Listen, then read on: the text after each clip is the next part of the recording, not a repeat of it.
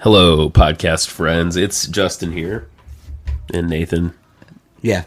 Right beside me. That's me. Cozily beside me. I'm not comfortable with this. I'm on the same side of the table as you. I don't like it. The reason we're on the same so side of... together. Oh, thank you. We are very cute together. Your whiskey's not even at the right place. I know. It's all very bad. The reason that we're on the same side of the table is because we have a very special guest right here in this moment. Our friend and yours, Adam Foster. Thank you.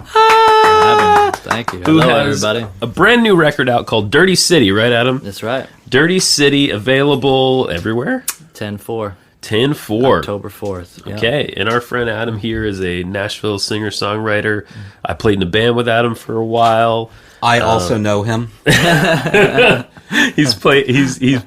got a show coming up at the Springwater here in Nashville on October 27th? That's right. All right, my birthday. Yeah. Oh, fantastic. Yeah. Awesome. And so Adam's here to...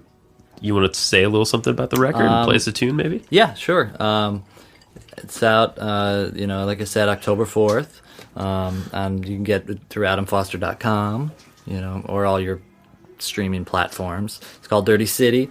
It was fun. It was a tough record to make. Made it with some great people though. Randy Ross produced it, a friend of mine, and Matthew Hunt's on there. A few, the few good players, and it was one of those, just kind of crucible type experiences. It was tough. It was a small, hot room with very little air conditioning, but it was I don't know. It was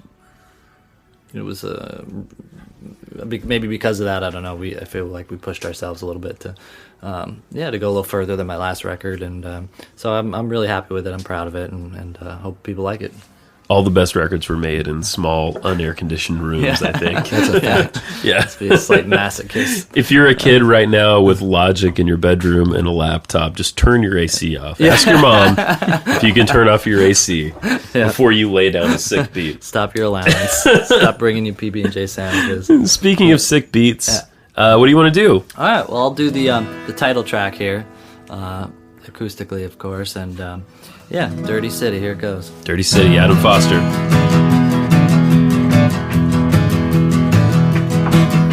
Hear the devil trying to get into heaven. See the dog trying to run away. See mama rob the 7-Eleven. I better get on my knees and pray. I see brother pushing dope on the corner. Sister street walking again. The weather's getting warmer and warmer. I better get on my knees, amen. I'm gonna pray, I'm gonna run, I'm gonna buy the world's biggest gun. Live in the woods, give it a whirl. Bottle of whiskey and a pretty girl. Dirty city, full of headaches. Dirty city, full of blood. Dirty city, full of heartbreak. Dirty city, it's a pity no one burned this town to the ground. A long time ago, a long time ago.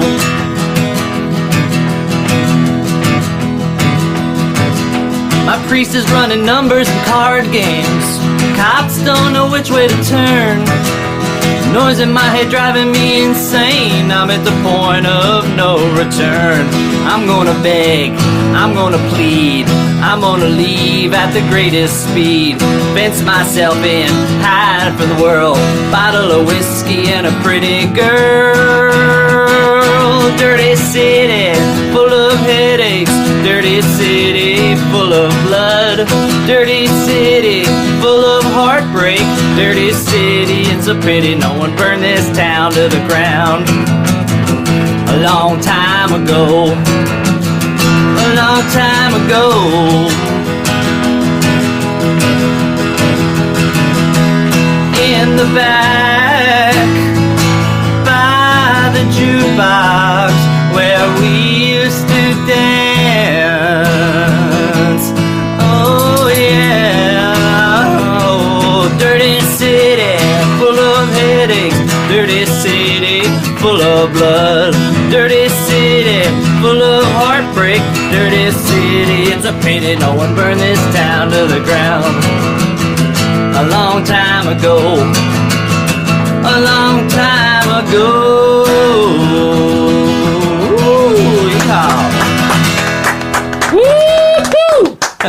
Great Thanks, job, man. Thank man. you. Great job. Dirty City out October 4th, right? That's right. Show at the Springwater October 27th. Also, if you happen to be alone that evening and not in Nashville, think of me.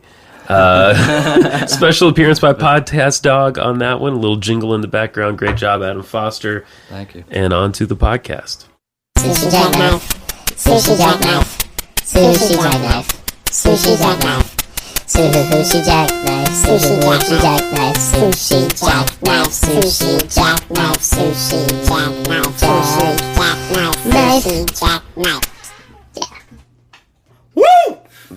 Welcome back. Yeah. It's been a minute. Yeah, it has. It's been a minute since we've sushi jackknifed. It's been a bit of a whirlwind for us, honestly. Sushi jackknifed. Yeah. In the past tense, like it was a verb. Yeah. Sounds like a very strange sex act. Well, yeah. I assume that's something that, no, I can't say any of that. Whatever, everything that popped in my head was totally racist and wrong. It's a racist. Yeah, it was. I'm Okay. sorry. I mean, I was thinking about women because they're scissoring. Right. Yeah. Well, No, that's where I went. Here I we didn't are. know there was race involved. Well, just the anyway. Yeah, let's not get into it. Okay. Thanks. I appreciate that. We'll hang right here where we're at in awkward silence. in this comfortable, uncomfortable place. Yeah, it's felt like a while since we've done one of these, No, it has that's it's a good feeling to be. It's a different feeling to be in the chair on one of these shows than it is on the other show. It's Yeah. I don't. It's Are you saying you don't feel like this show is ever going to get an NPR interview? Yep, and I'm fine with that. Hey, so our next guests are known for talking about taints. Please welcome. Their show has something to do with scissoring, but we're not sure what. We can't tell you what. It involves race. We're very confused by it. That's correct, people. Our other show, if you don't listen to our show about Bob Ross, Nothing But a Bob Thing, you should. Not everyone crosses over one way or the other. Yeah. If you start with one show, you don't necessarily like the other. Very different shows. Very different audiences, I think. But yeah, we were actually. Can you fucking believe it? Sushi Jackknife audience, if you've been listening this whole time, Yeah. congratulations. It only took like 4.5 years, but we got on fucking NPR. with a different show. With a different show, but it's still us. It's us two humans. So I didn't get to talk about this on the other podcast, so I'll talk about it here. Great. I'm getting interviewed on NPR. So we did our pre-interview. That's right. There Yeah. are two interviews. Yeah, we did, yeah. Not to spoil like how they make the sausage of NPR. It's very, but they pre-interview. It's a bland sausage. I went into a room at work. Yeah. Did that. Everything was fine. The next day, when we're doing the actual interview, I get up. I head to that same room. There's someone in there. Terrifying. So if you go and listen to our interview, just remember that the whole time I'm in my car with no AC running because it was the only quiet place I could find. I had to, and since my work is very, people walk in and out of my space all the Yeah. time. My space is not just my space; it's sort of a common space, and so I had to put signs up everywhere that were like, "Please don't come in here. I'm recording. Please be quiet." Yeah, I was in my car. I came because it's been, for those who don't know, in Nashville, it's been like 95 degrees every day for 3-4 weeks. Yeah, It's insane. it sucks balls right now. But I couldn't run the air conditioner because that's going to make extra noise, and I didn't want to add to the noise of the show. No. So I'm sitting in a stale air hot car. I go back in after we're done, and I'm sure everyone went, "What has he been doing?" He looks like like he's flushed for sure. He looks like he's been sweating. I don't know what's happening with him. Is he dying? Do we need to call an ambulance? Did Nathan finally have that seizure that we were all knew was coming? We've been waiting for it. We've only been poisoning his food for the last 6 months. Yeah, so the whole interview, I'm in my car. The only change from my driving position is I moved the seat back because I'm like normally on the phone. Yeah. I'm a pacer. Oh, you move around. Yeah, I can't do that in the car. Yeah. So I had to move my seat back. So I'm like, at least I can shift my feet. At least I can move them around. That's a good compromise. Good on you. Yeah, Good on well, you. I mean, it just added to the sweatiness. Sure. But the worst part is that like lower back sweat that you get. Oh yeah, and and that cold. happened. Yeah. Oh, I had that. I hate had the that. cold lower back sweat. Oh, it's just uncomfortable. I'm doing it right now. I'm thinking about Well, it. and then I got inside to the air conditioned building, and I'm sitting there going, I'm really cold right now. Yeah. Because I'm like, well, I've been sweating for the last half hour. That makes sense. You've got a layer of moisture on Yeah. you like a toad. And It's disgusting. yeah. I'm surprised anyone talked to me the rest of the day because they had to look at me and go, he looks like he's dying. You gross bastard. He looks like he's going to die at any moment. Here's to being one step closer to that fateful and tragic Terry Gross interview we want to have someday. Oh, man. I would love a Terry Gross interview. I would too. I can't. It's still beyond me. I mean, we were. It's not like we were on there for 2 seconds. We were on there for like a good 15 minutes or something. Like, yeah. We were a segment. And if you're looking for that, it's the Colin McEnroe show out of WNPR in Connecticut. I think Hartford. Yeah. The whitest place on earth. Yeah. And that's how we talking about a Bob Ross podcast got on. Is there anything whiter than two white guys talking about a Bob Ross podcast on an NPR show in Connecticut? That's as white as it gets. That's the whitest thing I've ever heard. That's so white that mayonnaise would look at it and go, that's bland. Though I was listening to some other episodes of their show out of curiosity, and they had someone on who wrote a novel. It sounds like a really interesting book. I don't remember the author's name or the name of the book, so this is a useless Super conversation. Yeah, about all the folks from Vietnam and other like Southeast Asian countries that live in Hartford, and like basically all of them work in nail salons. And this guy like grew up his mom working in a nail salon, and like in the back they'd be cooking pho, you know, and stuff like that. And it was really interesting. Anyway, can't give you any details on that at all, but good luck. There are people from some sort of Asian country in Connecticut. Yeah, so that was the moral of this story. That was it's not as white bread as we think it is. There are other humans there, like probably 5 or 6. Yeah, whatever, you know. I mean, it's so white. It is. It's so white. So, going back to scissoring. Okay. I just, that's got to be great. That's all I really wanted to say. That's it? Yeah, if you're a lady and you like ladies. Sushi Jackknife would be more aggressive. Scissoring, yeah. Yeah, like it would be like everyone comes out of that in pain. I got it. Actually, I don't want to like do that thing where we allude to like fish and don't do that. We're not doing that. We're not alluding to that at all.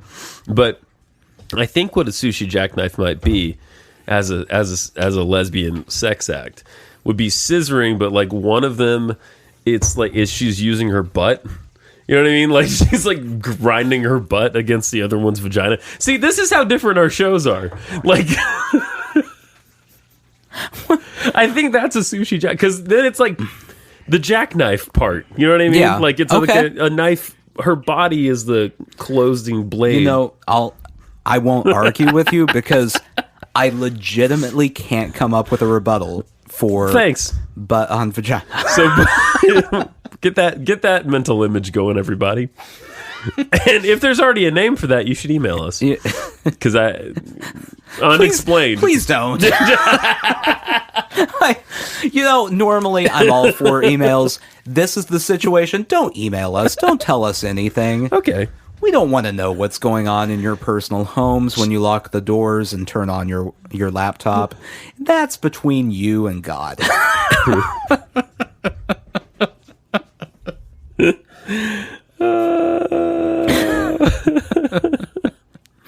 So yeah, God, it feels good to say things like that. You know, it feels. One of these days, I'm coming home. I'm home. One of these days, you're going to lose your mind. Yeah. During the Bob podcast, It's just, and you're just going to be sitting there going, "Dildos, dildos." I am pretty fascinated with dildos, so there you go. Speaking of dildos, didn't you have a story about? Yeah. So I sent you this text. So my son is 3. This is an important lead-in here. Yeah. So we came across a balloon artist And this last weekend. explain to me how that's different from a clown. He didn't have makeup. Much It's just a preferable. guy. Yeah. It's just a guy with balloons. That's much better than a clown. Who was making things like roses, Oh, wow. crowns, things like that. Yeah. My child chose a fishing pole. Oh. Was that an option? Or, Yeah, okay. no, it's an option. That was an option. It's a fishing pole with a little tiny balloon fish at the end of it. Wow. A gray balloon Okay. for the pole, and then a brown balloon for the handle. Got it. So he's 3. We got home. He immediately laid it on the grass, Of course. which popped the gray balloon. Oh. The handle. No, that's the whole pole. Oh, I see. The handle. Okay. So the handle and the fish are all that's left. Okay. The handle looked exactly like a balloon dildo, complete with 2 balloon balls. So what happened is my 3-year-old son just had a balloon dildo and a fish. There you go. That's a Sushi Jackknife right there. That's a Sushi Jackknife story. Yeah. For sure. So that's all that was left of his fishing pole. It's still on our kitchen counter And did he, because it brings me great joy. Oh, of course. Yeah. I wanted to, Look what he made. and I didn't have my wife do this at all, but her family is very conservative. I would say some members mildly homophobic. Mildly. Really wanted her to send a picture of our kid just holding a giant balloon penis. Like they were concerned at one point when we visited her sister-in-law that we let him use a pink bib. Oh, they were concerned because you let him use a let pink him use bib. a pink bib. That's you know what ridiculous. happens? You use a pink bib, that automatically transforms you into one of them gays. Yeah, it's a gay baby. Yeah. Yeah. That is the gayest baby I've ever seen. And the other day at Hobby Lobby, he picked out pearls. And she did that's send nice. a picture Yeah. of him wearing his pearls that he grabbed at Hobby Lobby, Sure. which didn't get the response I wanted, which is why I wanted a balloon dildo in a picture to my in-laws where it's just like, look, he found a little balloon penis. That's neat. Little cock and balls. That's cool. Oliver's been downtown and fell in with a rough bachelorette crowd. Like, they would just be so horrified for no reason whatsoever. Yeah. It would warm the cockles of my heart. I love it. Pun intended. Cockles. All the cockles. Yeah. I just want them to be uncomfortable at all times. That's I like that That's idea. the whole thing. I like that idea. I want everyone to be uncomfortable, really. But yeah. Even me. I don't want to be comfortable. You're not comfortable at all, are you? Are you generally comfortable? I would say I am comfortable a maximum 8% of the time. Maximum. I'm going to have to agree with you. That sounds right on to me. Yeah. Yeah. And that's including when I'm at home. Even when I'm at home, I'm like, I feel like I need to be doing that thing or not doing that thing. No. In your own body at any given time. 8%. 8% level of comfort. 8%. Okay. All right. Have you considered, I don't know, Options? I think what you're trying to say is, yes, I know it's everyone else's fault. Oh, okay, good. I'm the only one who's right. It's not quite where it was No, going. yeah, but- no, that's it. Everyone else is the okay. problem. All right. That's Yeah. working for you. Yeah. Okay, good. Yeah. Good. I mean, it could be lower than 8. Let's be optimistic here. That's true. It could be like a 6%. That's true. I met a guy with a 6% level of comfort. You know, He was not very happy. 8%. Like, let's say you had cancer. Sure. And you had an 8% survival rate. Whoa, boy. In cancer? Not terrible. Really? I mean, it's not the worst. I guess they don't ever give you 100%, do they? Yeah. I mean, depending on the kind of cancer you have. It's not like they go, hey, you're going to die. Yeah. 8%, they're like, I mean, maybe. You could pull through. It's not for sure that you're going to die. I can settle with not for sure. That would instill some hope, I guess. I don't know. Yeah. I don't know. I've never been in a life-threatening medical Oh, no, me situation, neither. so I can't really say how I feel. I've wanted to, speaking of in-laws, wanted to pull out the cancer comparison when they start talking about global warming. Oh, yeah. Particularly my brother-in-law. Yeah. Who's insufferable? Yes? I will not confirm nor deny that. I'm going to assume he's I'm insufferable. pleading the fifth. Fine. I'll just assume for you that he's insufferable. I hope that long, exaggerated sip was picked up on the mic. No, he's very opposed to the idea of global warming. You know, what we like to call scientific fact. Yeah, you can't be opposed to an idea that's just a reality. Yeah, it's and always makes fun of it. Okay. So I wanted to ask him at one point, and I haven't done this because I feel like it would cause a fight. Yeah. Like, let's say you have cancer, and 97% of scientists, and this is like the conservative estimate. Sure. 97% of scientists are like, you know what would solve this cancer? If you eat a rutabaga every day. How about you do this? Are you siding with the 3? Is that the only, is Yeah. it global warming the only time that you're like, yeah, no, there's like 4 scientists on the earth. They're like, yeah, I don't think that's a thing. I'm going to side with those 4.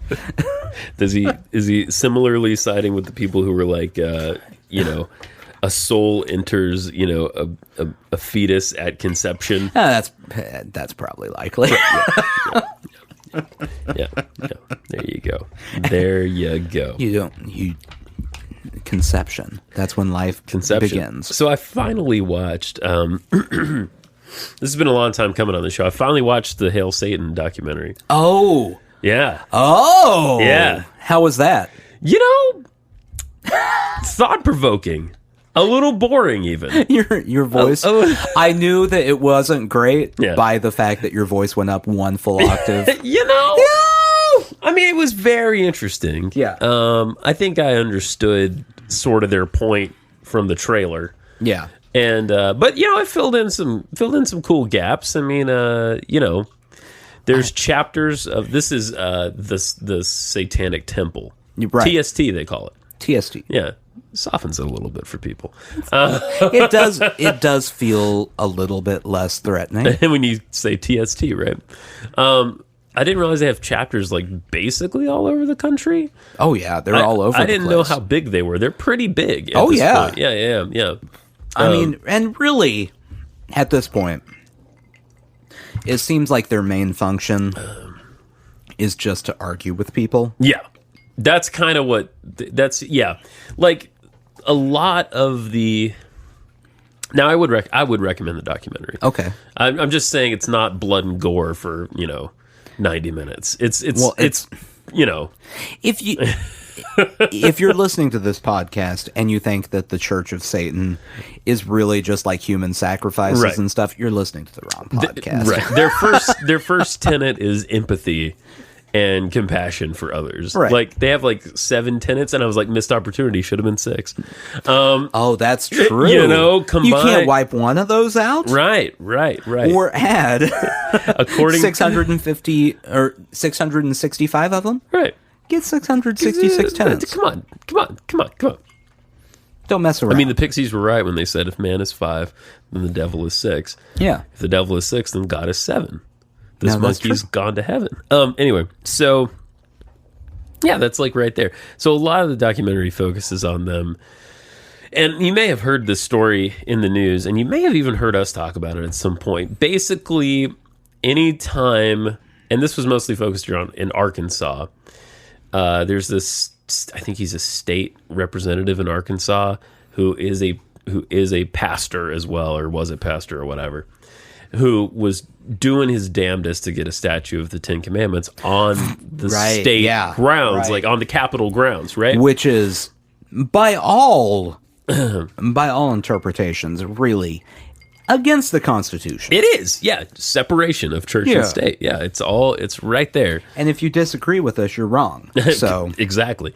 So their whole point is not so much they don't really have a desire to place a giant statue of Baphomet, the like goat you're right. representation of Satan, with 2 children, approaching him from either side. Right. They don't really want to do that so much as they just They're want them proving a point. not to put up a statue of the Ten Commandments. And the way I understand it is really the Church of Satan is just like a very active group of atheists. Correct. That's, yes. They're activist Yeah. atheists. Yeah, and in fact, what a lot of them said is that, they were atheists before. Yeah. And, the thing about being an atheist, though, is there's no iconography, there's no ritual. It's not that fun. Being an atheist, you just spend your time like Bill Maher. Yeah. Just pointing at things going, no! Yeah, exactly. Yeah, No! it's that's Not it. that one! And that's exactly what they said. It's you're defining yourself by being anti something. Whereas this case, they're pro Satan. Right. Who they see as the antagonist, right? They see as they interpret biblical stories with Satan being the the voice, kind of the voice of reason. They look at the Adam and Eve story as, the snake is being like, hey, eat it.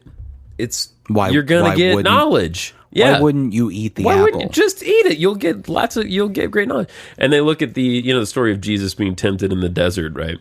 And Jesus is out there, nothing to eat, nothing to drink, and Satan is like, "Here, have some food, have some what?" They just interpret those stories That is a very different interpretation than I'm used to. The exact opposite way. So, anyway. P.S. Those 10 Commandment statues. This I learned today. There's these 10 Commandment statues that are identical, and they're all over the country, right? Not necessarily on Capitol grounds, but all over the country. And it turns out they weren't put up for any particular reason other than when the Charlton Heston 10 Commandments movie came out. Lordy. Cecil B. DeMille gave them away to state and local governments all around the country as a promotional stunt for the 10 Commandments. And there's even video you can find of Charlton Heston like dedicating them to whatever the fuck city, Nowheresville. So, how many more tickets did it sell? I mean, that's a pretty good promotional move right there. Right? All of a sudden, this is a thing where people are like, no. Yeah. This is a symbol of who we are. Apparently. We can't take this down. Right. And it's not that America hasn't always been a predominantly Christian country. Right. It has. Was it founded as one? I don't really think so, no.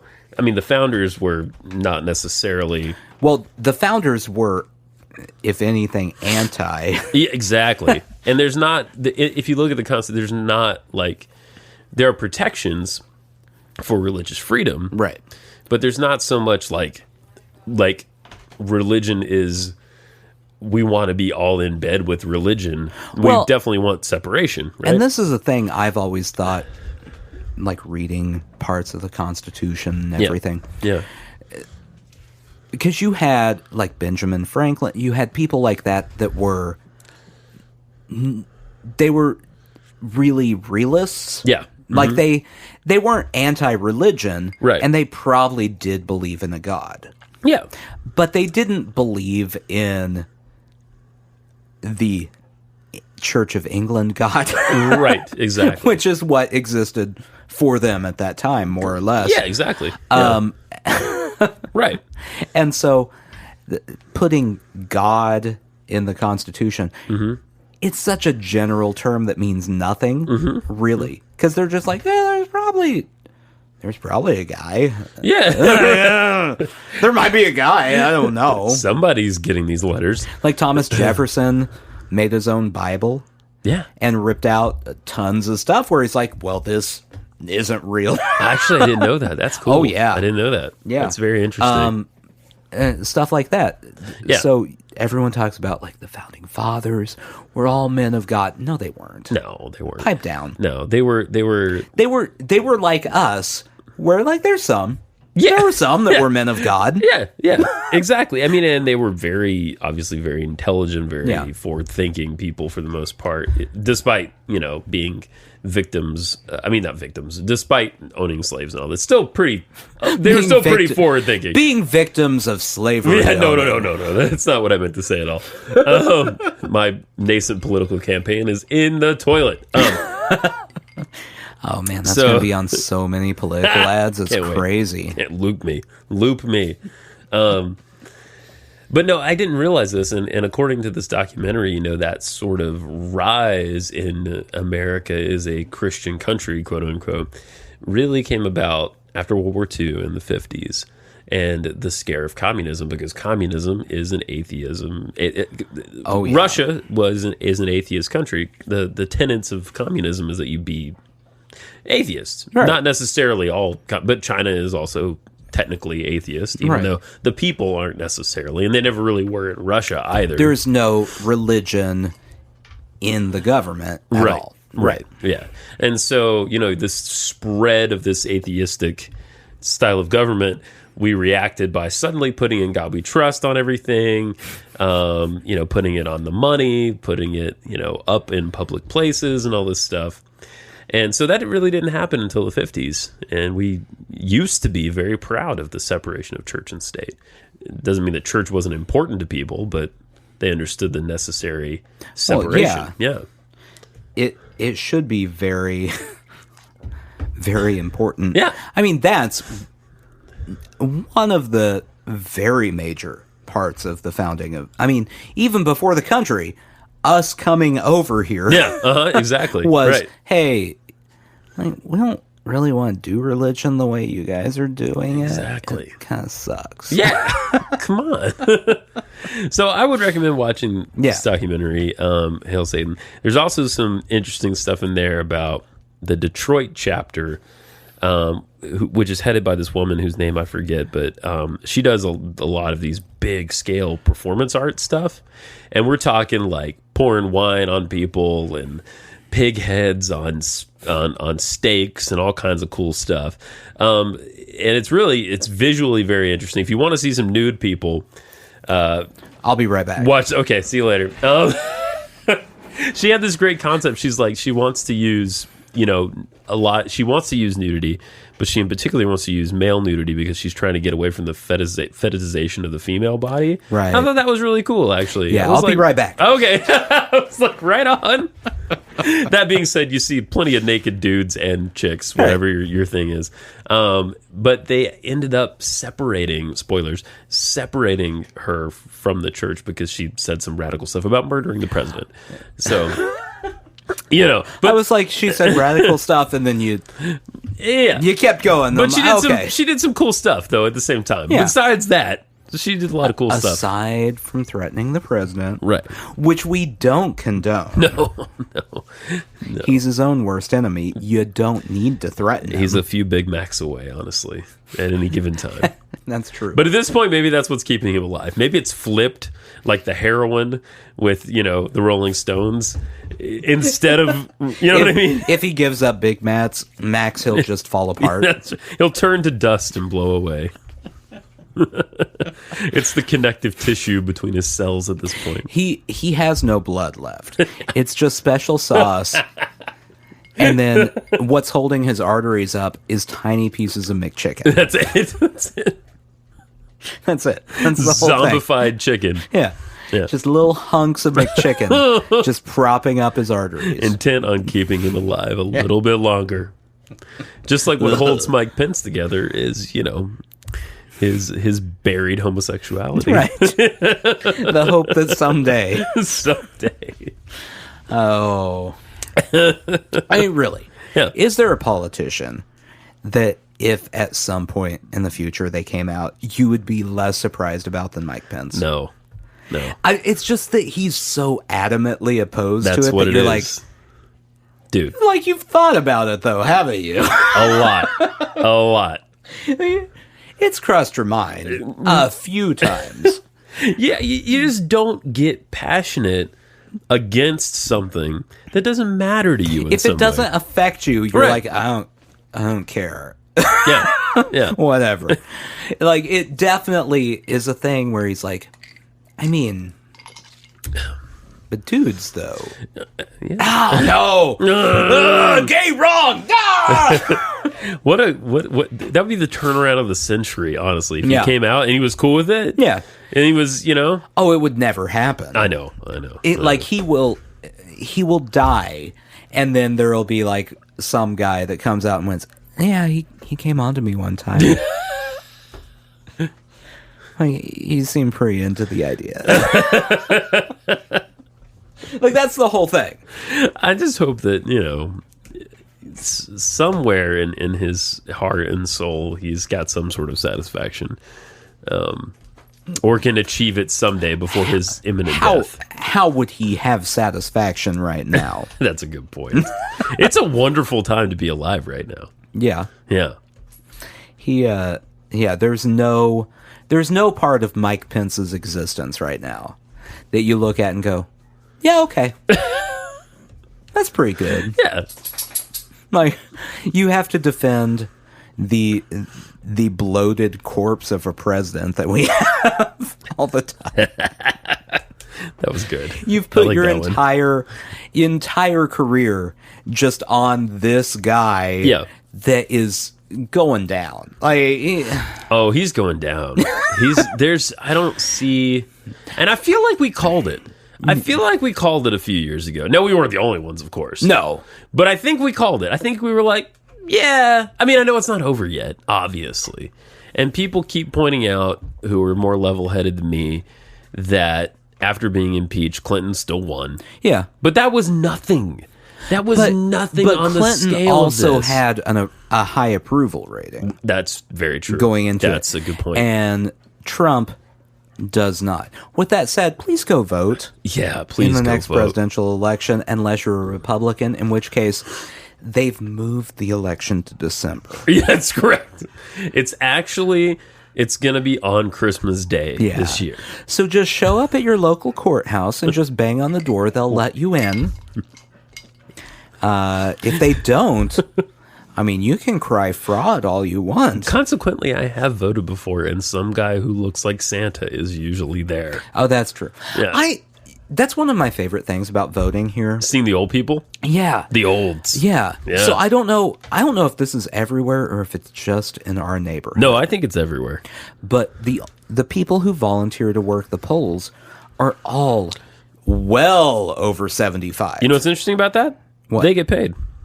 How much do they get paid? I don't think much, but they do get paid. That's good. Yeah.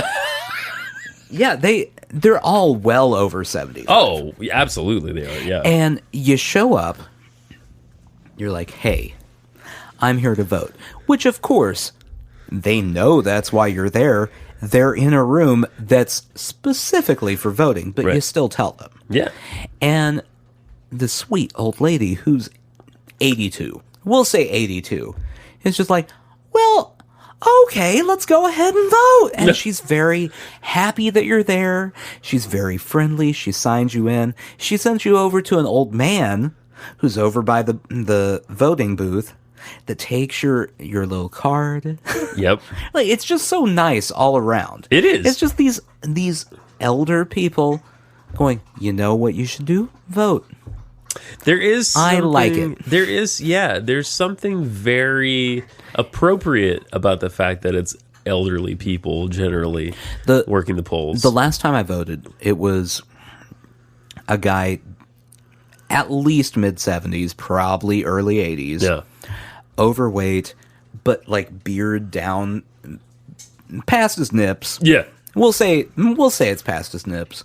And I'm like, I want you to be my grandpa. could you be my grandpa? Can I sit on your lap and get a civics lesson, please? Tell me again, Grandpa, about how does the Supreme Court What get was put it like together? when Truman beat Dewey?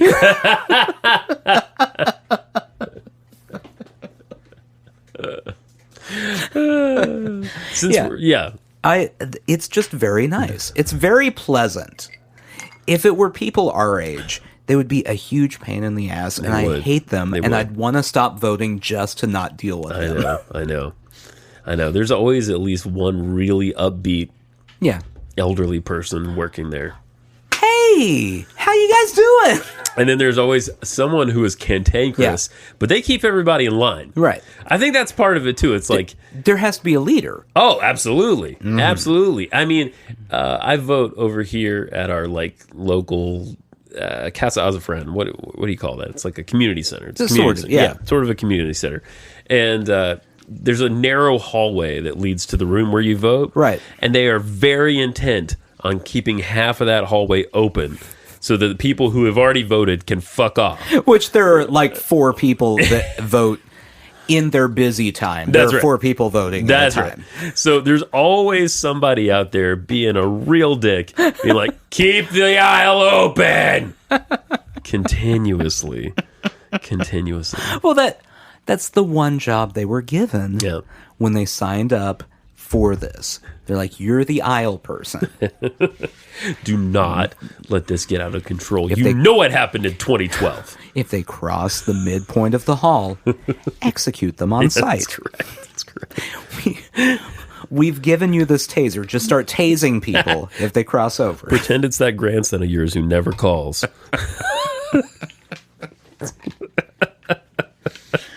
Oh, man. Fucker. So go watch Hail Satan, ? Hail Satan? That's it.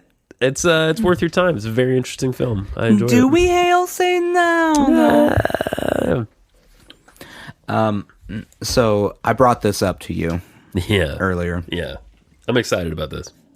And I think I am. Okay. So we're going to flash back here for some background here.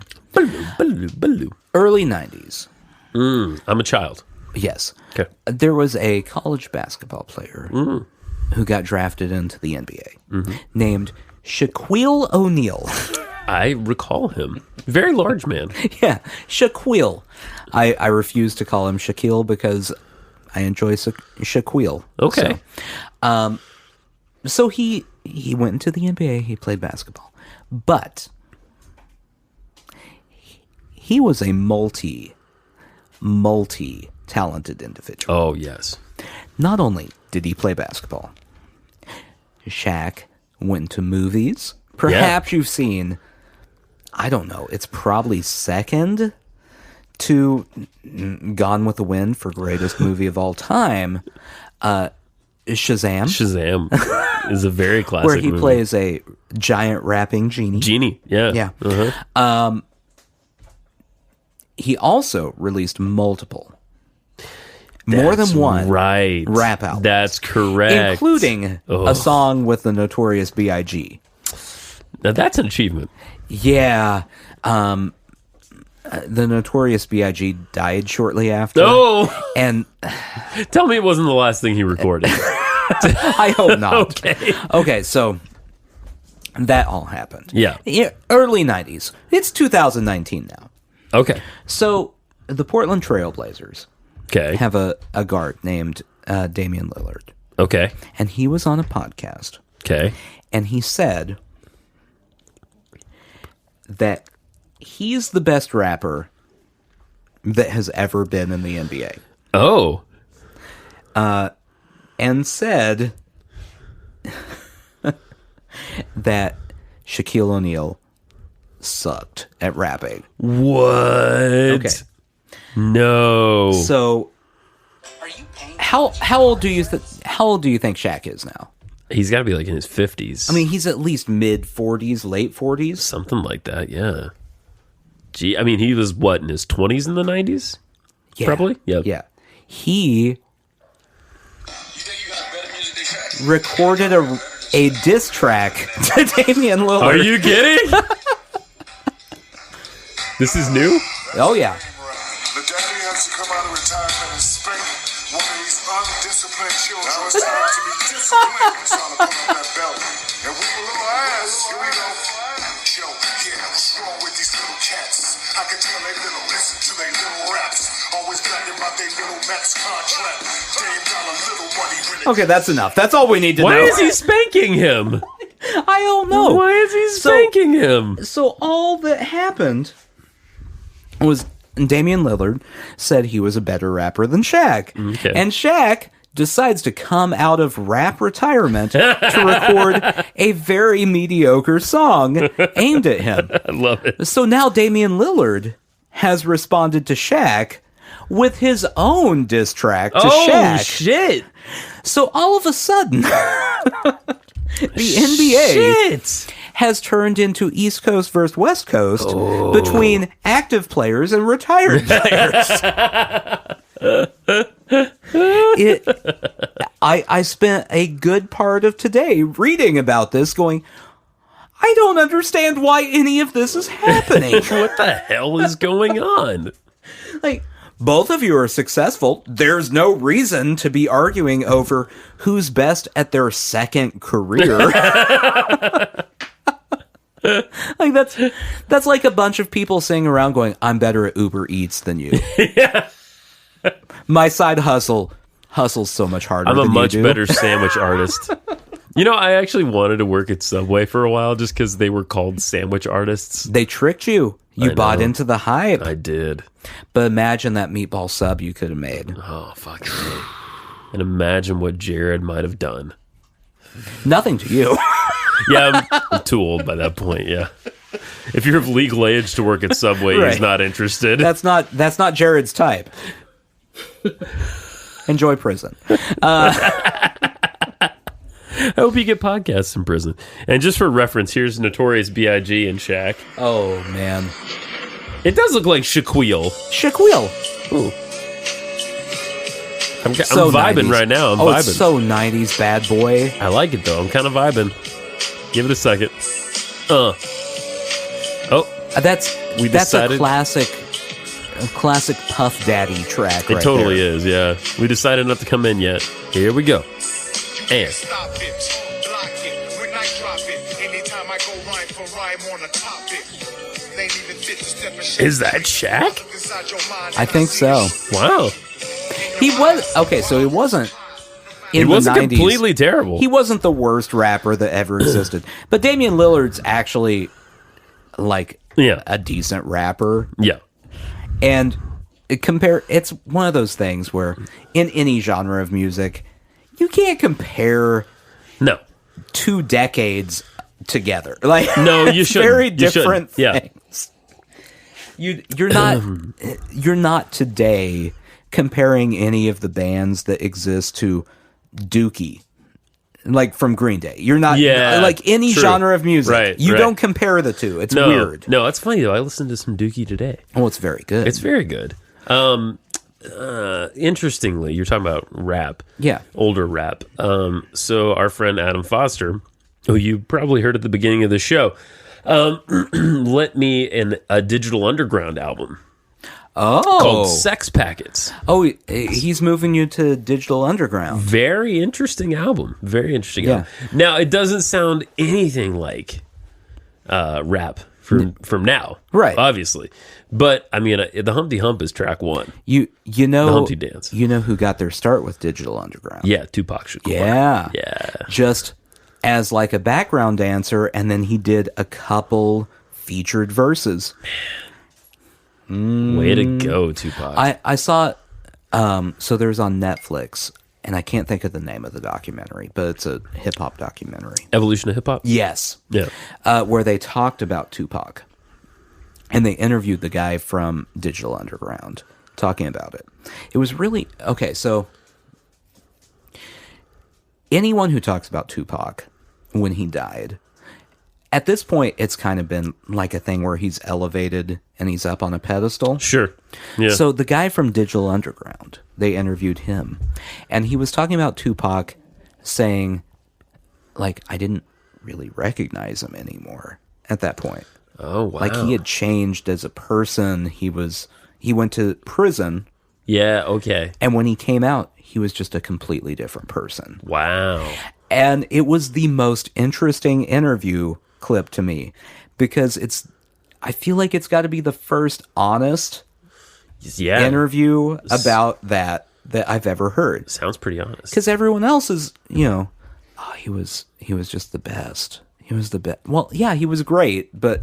Yeah, obviously he was great. Like, no one's amazing. Like, everyone has downfalls. Everyone's a human being, right. And, I mean, a person who went to prison at some point at least was tied to something nefarious a little bit. He probably has some flaws. Yeah. Let's just say that, yeah. So, yeah, it was really interesting. Because he kept hearing about him dying. Like, it was the episode where they talked about that. And, he broke down talking about it. Oh, wow. Like, he was actually crying talking about it. But he was talking about, he came out of prison, met Suge Knight, different person. Just completely changed as a human being. Wow. See, it's strange to know someone who just totally changes like that, Well, and I mean, it makes sense that he would change. I mean... Prison can do that to you, I'm sure.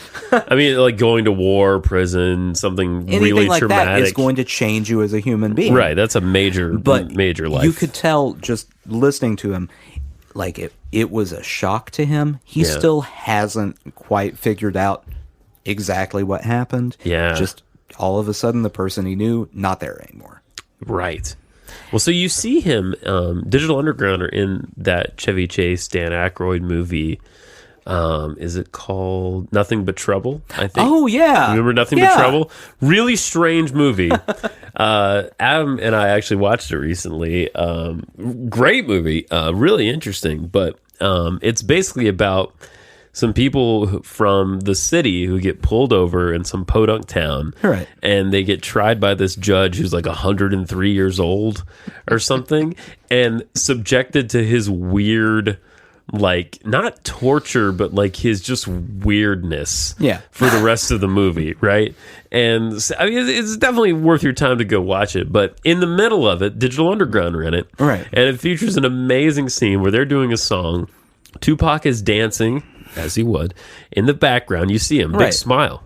Looks like a happy guy. Yeah. In that scene. And then Dan Aykroyd is this old judge, is like ripping a riff on an organ. It's wild. So bizarre. It's so strange and completely worth your time. It just sounds like a fever dream when you describe it. It really does. The more Tupac's dancing. Yeah. Dan Aykroyd's on the organ. That's crazy. But one of those people is now dead, and the other one... The one you would have expected to be dead by now? Yeah. Exactly. Is just... makes vodka and alien stuff. I forgot. I keep forgetting about the alien stuff until I see something new he said. Yeah. And then I'm like, right, you're a crazy person. That's right. Yeah. Yeah. Dan Aykroyd and Tom DeLonge need to get together. They need a podcast. They do. Oh man. Can you imagine the things that would be said I certainly on can. a Dan Aykroyd, Tom DeLonge podcast? Yeah. For those who don't know, Tom DeLonge, former guitarist and singer of Blink-182, frequent guest on the show, frequent guest, is in love with aliens. Yeah. He wants to be. My favorite inside. thing is, so he broke up Blink-182 by being just a general douchebag the first time, right? They got back together. They recorded an album. He broke them up again. So his Alien documentary has come out recently about aliens because he loves aliens. Big Alien fan.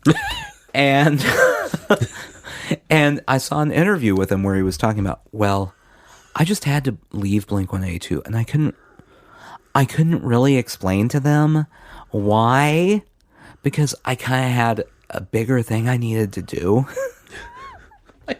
And the bigger thing was aliens. Yeah, and we talked about it before. He's got an official organization, all this stuff. So it's like every single interview I see with him, because there's more and more, because he loves aliens and he's got aliens everywhere. Aliens on the brain. It's just always, I want to get Blink-182 back together. Like, they're still a band, but that's fine. Go on. They've moved on without you, honestly. I just saw them on a bill the other day. They pulled the guy from Alkaline Trio. They're fine. Yeah. It's there. They've been through a lot. Yeah. Honestly. They're like any other pop punk band in their mid-40s. Sure. Not great. That's the definition of pop punk in your mid-40s. I'm realizing this. There's certain kinds of music that are really tied to like being between the age of 15 and 25. Pop punk especially. Punk, you can get away with being old. Oh, yeah, you can be old and be a punk. Pop punk, no. To the point that Blink-182, in their mid-40s, are still writing songs where it's like, I don't want to go to class. It doesn't work anymore. It doesn't work anymore. No, remember the time that we went to prom? Remember the time we did it? Like that's their entire catalog. I know. I don't care for it. I've been going. You know those big CD sleeves we used to all have with like a zipper, and you can get like 50 CDs in there. Yeah. So I still have some of those. Right. I don't throw away media. I keep my media. Right. Yes, I know. You have it all around. This is the hoard basement. Yeah, it's filled with meat. There are tapes. I'm looking at a pile of VHS tapes right now, beside a pile of floppy disks. This is not bullshit. This is real. Your entire basement is actually held together by laser discs. There are no beams in here. It's just piles of laser discs. I was thinking about that the other day. Like, could you use old CDs as like building material? I literally had that thought. I'm sure you could. How much super glue would you need? Anyway, a lot. And can you microwave them first? Hey kids, you ever microwaved a CD? Go take your parents' Eric Clapton album, Pilgrimage, and go microwave that motherfucker and watch what happens. Okay? You want to put the label do side... it to Pilgrimage? Yeah, label side down. Because fuck that record. Label side down. I like the idea that every parent in America owns a copy of Pilgrimage. You know they do. Because that's who bought that. It's one of like 5 albums that every parent in America... Somehow they all bought the latest Adele album. Yep. 2100. Yeah. They bought Pilgrimage. Yeah.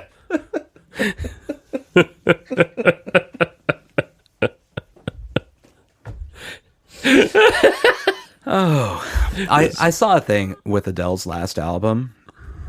So it sold a lot of copies, right? Sure. If you look at the breakdown, the percentage of physical copies to digital copies is shockingly physical. Really? Yeah, it's all like 40-plus-year-olds going, I want to buy that CD. Where's the local Best Buy?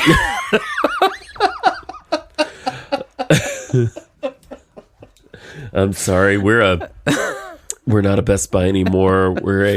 We're a compassionate de-thruppling institution. We don't really focus on CDs anymore because it's 2019. Right. Could you please go somewhere else? There's no internet store, sir. Go to Target. They have 5 CDs that they'll sell you at any given time. And Adele 5 is CDs. 2 of them. Yeah. I did notice that T Swift, and I know you don't want to talk about her, but she's selling. This is just about media, okay? Yeah, she's selling a new version of her album that comes with like copies of lyric sheets and things like that, and it's a physical, and I think that's what it is, and it's at Target. It literally, it's a stand at Target. So have you heard the whole thing with her? No. I did hear that she lost all her copyrights. Okay, so or something. And Which sucks. I don't know who to side with in this because, I mean, naturally, my instinct is to side on the opposite side of Taylor Swift. Because she's a terrible human being. No, like, just a she's bad not person. So bad. Until she comes on this podcast and proves me wrong, she's a terrible human being. I'm sure this basement would meet her standards. Yeah. Oh, yeah. This is totally Hey, Taylor. Taylor, you want to see my floppy dance? So, her record label, Big Machine, Yeah, I was just in town here. was purchased by Scooter Braun, Who's that? the manager of Justin Bieber. Oh, fuck. Okay, so automatically we got two people I don't like. Yeah. Probably three. Scooter's probably not great. Well, that's who I'm not. Justin, he's out of the picture. I don't care about Justin. Scooter made everyone like Justin. That's a problem. Get out of here. Yeah. So he bought the record label, which Okay. means he now owns the rights to her music. Whoa. So she has claimed for years that he tried to bully her. Oh. I have no further details. Taylor, come on the podcast and explain your side That'd of be the story. great. But that he tried to, shut her out of different gigs and stuff like that. Okay. So she thinks. So at this point, I'm on the side of Taylor, Okay. which takes a lot. That's never happened before. Right. Yeah. And then she's like, he only bought the music. He only bought the record label to mess with me. So now I'm like back in the middle because I'm like, well, okay, let's calm the ego down. Because this is a record label that has like Tim McGraw on it. Like it's a big record label. Big business. Yeah. Like you're They part have a of it. vodka too. Yeah, you're a part of it. You're not the whole thing. No. And I'm going to go ahead and bet Scooter Braun, don't know anything about him aside from he's a terrible human being for forcing Justin Bieber on us, likes money. I'm So sure. he probably bought it for the money. I would imagine. Yeah. So now I'm in the middle. But she is upset that he now owns the masters. So her plan, and I don't know legally how this works, is to re-record Yes. all of her own songs. Right. So she re-owns them. Well, no, because she owns the publishing rights. Okay, is that how it works? Yeah. She has the publishing Yeah. rights, but not the actual recordings. Correct. Yeah. I believe that's more or less how it works. Yeah. My theory, Because she wrote the songs, Yeah. or is at least a co-writer on them. my Right. theory is she went, if I re-record all these, Yeah. I can have like 6 albums in the top 10 all at one time. Wouldn't that be That's great? also an Because added. it will happen. That's an added benefit. Yeah. Like every Taylor Swift fan Sure. is going to go, I'm going to listen to all of these. Yeah. Yeah. Yeah. No, I mean, It's just bizarre. Honestly, it makes sense from her point of view. Yeah. Because then she's going to own I those can't again. blame Yeah. her for doing it. No, not at all. Yeah. Because also Scooter Braun. Yeah. Ugh, it leaves a weird taste in your mouth. Like he's definitely sexually harassed a waitress. 100%. Yeah, just the name. Just You're the- like, that guy yeah. has sexually harassed a waitress.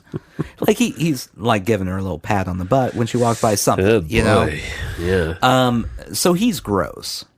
Don't sue me for defamation. No, I'm sure he's Scooter. gross. Yeah. Come on. And Taylor is just Taylor Swift. Yeah. Well, You know how I feel. and in this instance, you're on her side, which I love. Which it takes a lot for me to be on her But side. look at you. Over the course of 149 episodes, you have grown, my friend. Yeah, she's still a terrible human. She's just not as bad as Scooter Braun. You know what my kid wanted to listen to in the car today? Not Taylor Swift. Yeah. What are you? You are a father. I know. You have a job. If your kid is listening to Taylor Swift, do you know what that means? You have failed as a father. You are worse than a deadbeat dad. Wow. You're a Taylor Swift dad. Jesus Christ.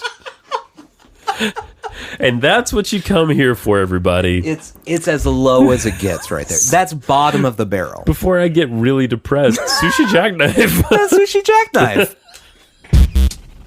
Butt to vagina. That's Yeah. it. That's it. the Sushi Jackknife. That's butt to vagina. Butt to vagina. But it's got to be 2 women. It's not just like a guy's ass. Doesn't work the same. No, that would... That'd just be weird. Ponder that till next time. Yeah.